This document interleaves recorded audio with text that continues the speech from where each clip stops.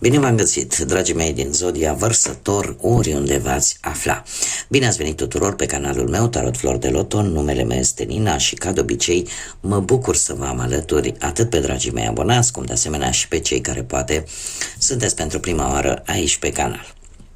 Azi voi face un videoclip în care voi încerca într-o formă generală să găsim niște răspunsuri de ce un vărsător este diferit de un alt vărsător. Lăsând la o parte faptul că oricum vorbim de foarte mulți factori care pot influența caracterul unei persoane, totuși am zis că vă poate ajuta să înțelegeți, să vedeți de fapt de unde apar aceste mici diferențe între persoane din aceeași zodie. Și începem, bineînțeles, cu începutul. Sunt sigură că mulți dintre voi e posibil să cunoașteți aceste aspecte. Da? Eu îmi fac oarecum datoria, mai ales că încă de anul trecut am tot promis că am să fac un clip cu aceste diferențe în așa fel încât să-i ajut pe alții care poate nu știu să înțeleagă mult mai bine sau să-și răspundă la anumite întrebări.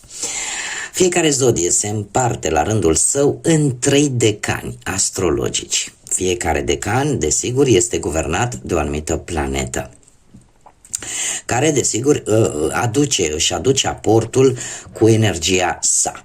Cum de asemenea apar și influențe ale zodiilor vecine. Asta ce înseamnă? Că avem o zodie anterioară și o zodie posterioară.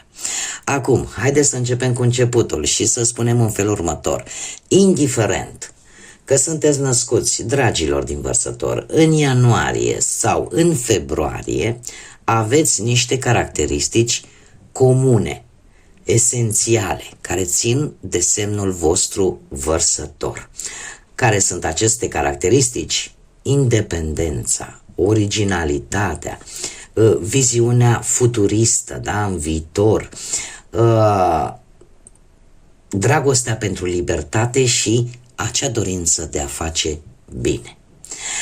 Unde apar diferențele? Acum începem. Și începem cu primul decan.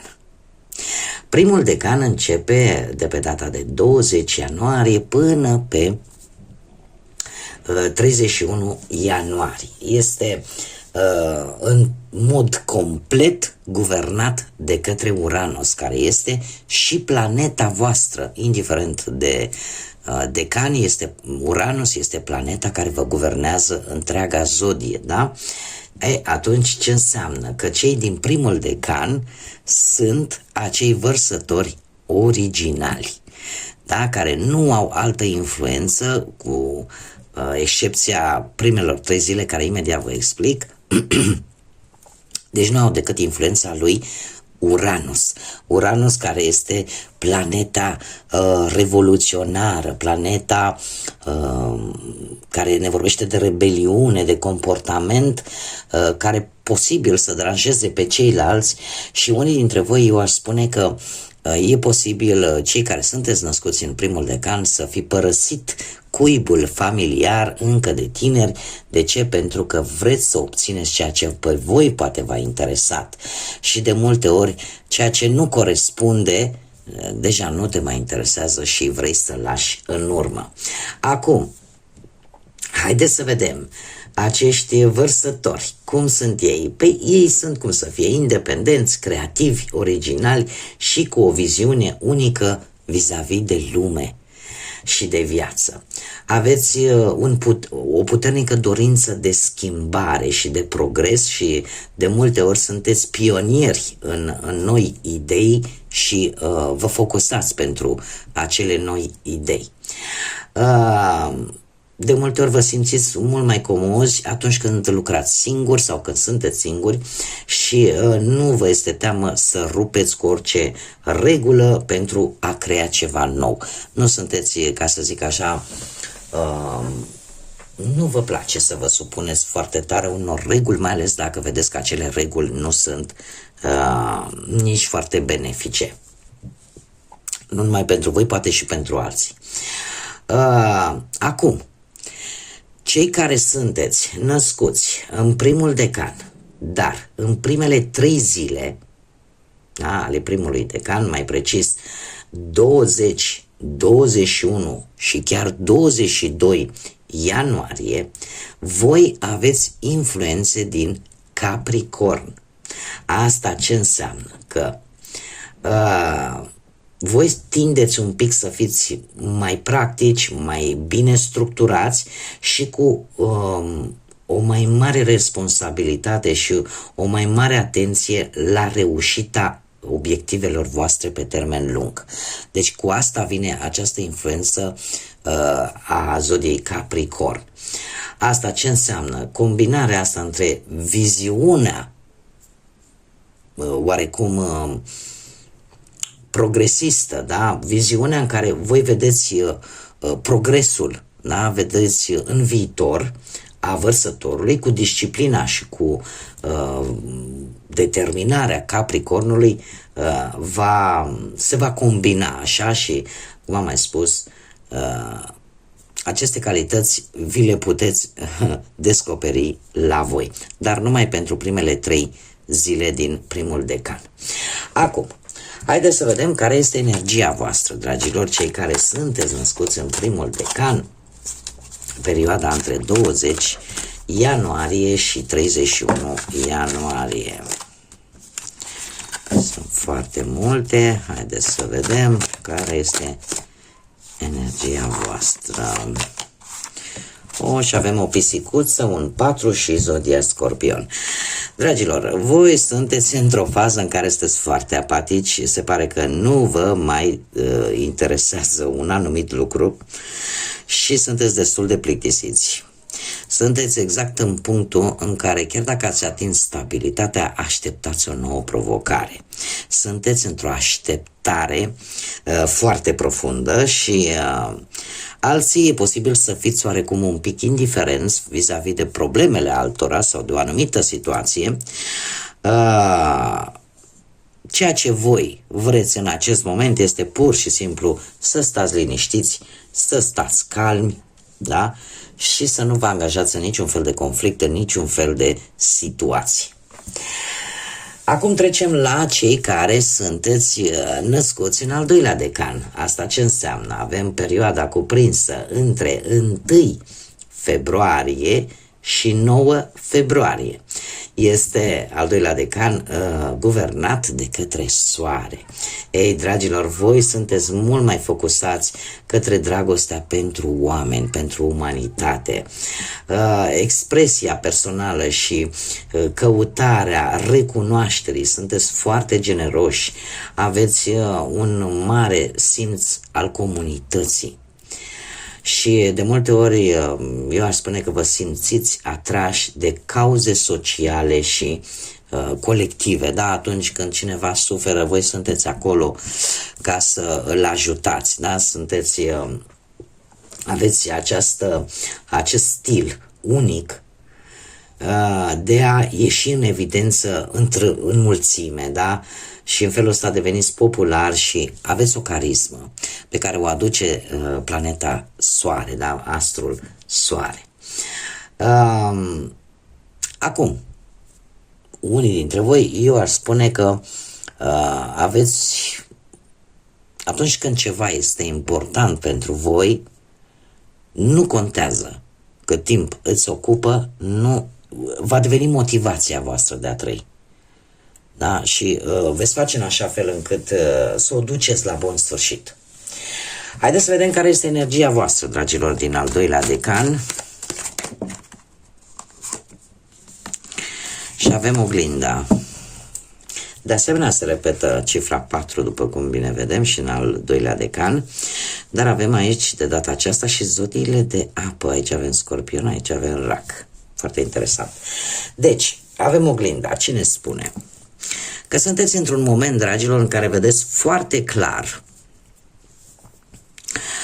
un anumit aspect, poate, care ține de voi. Sau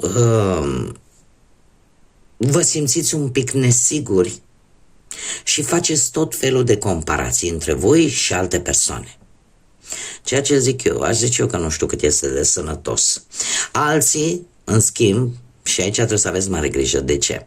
Influența soarelui poate duce și către un pic de narcisism. Da? Adică o apreciere prea mare, dusă la extrem, a propriei voastre persoane. Și aici trebuie să aveți un pic de grijă. Da? Acum, eu am dat niște mesaje total diferite, pentru că putem vorbi de această variantă în care aveți o părere mult prea bună despre voi, exagerat de bună despre voi, care poate da narcisism, cum de asemenea la polul opus avem pe cineva care are de înfruntat anumite probleme vis-a-vis de autoestimă și să se tot compare cu alte persoane. Da? Iar eu aș spune că este ceva legat de familie. Haideți să mergem mai departe și să vedem cel de-al treilea decan. Cel de-al treilea decan este cuprins în perioada 10 februarie până pe 18 februarie și care este guvernat de către Venus. Cum este guvernat de către Venus, ce să vezi, e mai centrat către frumusețe, către armonie, către relațiile interpersonale, sunt mai încântători, mai sociabili și eu aș spune că au o natură mult mai emoțională, mai afectivă în comparație cu alți vărsători. De asemenea, voi, dragilor, vă simțiți un pic mai atrași mai mult către artă, către muzică, către activități care, în general, formează așa o conexiune foarte profundă cu ceilalți. Acum, și aici avem ceva de comentat. De ce? Sunt ultimele 3 zile din zodie, mai exact cei născuți 18, 19 și chiar 20 februarie, voi aveți o influență a peștilor. De ce? Este următoarea zodie după voi. Asta ce face? Asta combină originalitatea, independența voastră cu sensibilitatea și empatia pe care o au peștii. Asta vă face să fiți mai intuitivi, emoționali și de asemenea să conectați cu ceilalți la un nivel mult mai profund decât ceilalți vărsători.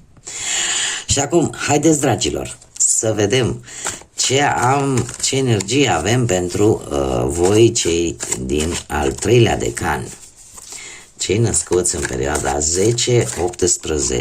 februarie. Ei, dragilor, voi avem bagajul.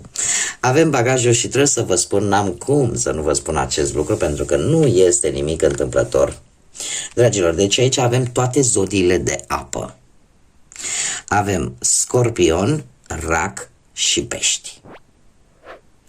Iar mie asta îmi spune că indiferent de ce zodie, de ce decan sunteți, mă scuzați, sigur, unii dintre voi au niște legături destul de strânse cu zodiile de apă, oricare dintre ele.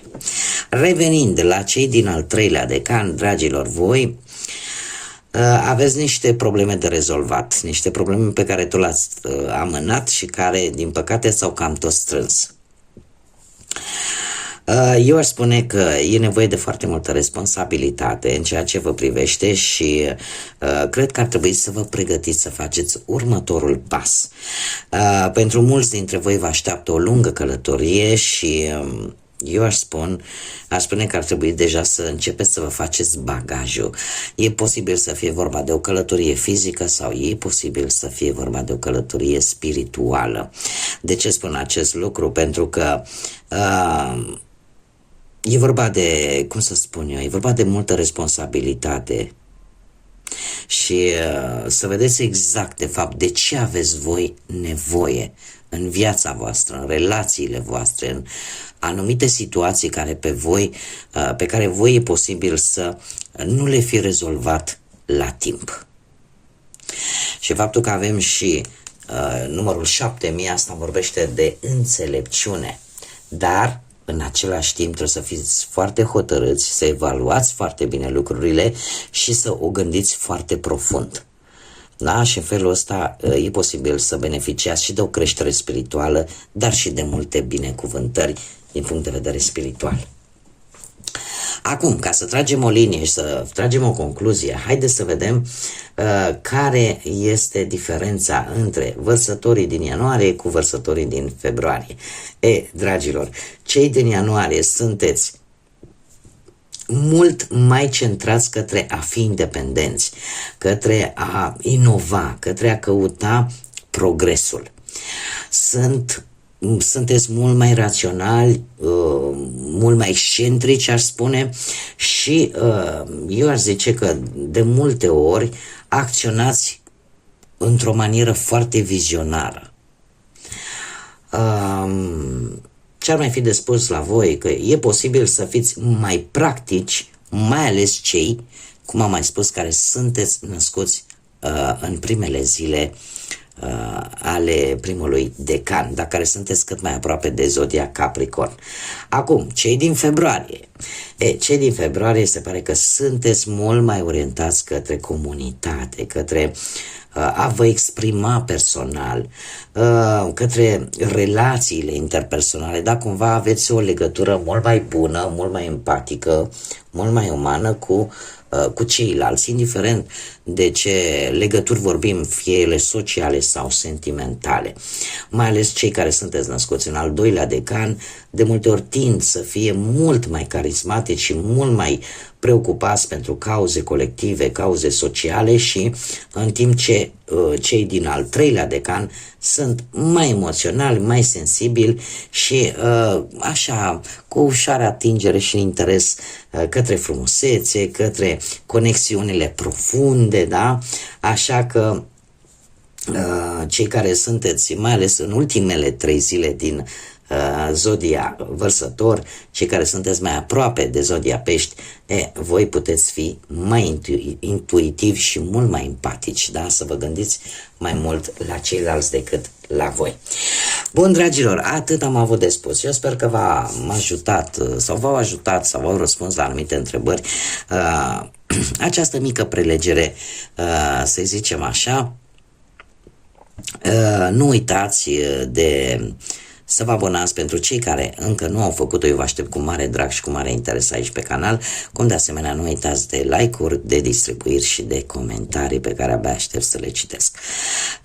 Până data viitoare, când ne vom reîntâlni, eu vă doresc tot binele din lume, să aveți parte de multă lumină în suflete, în gânduri și desigur, până când ne vom revedea din nou la o nouă lectură temporală, așa cum v-am obișnuit, ca de obicei, să fiți iubiți, dragilor.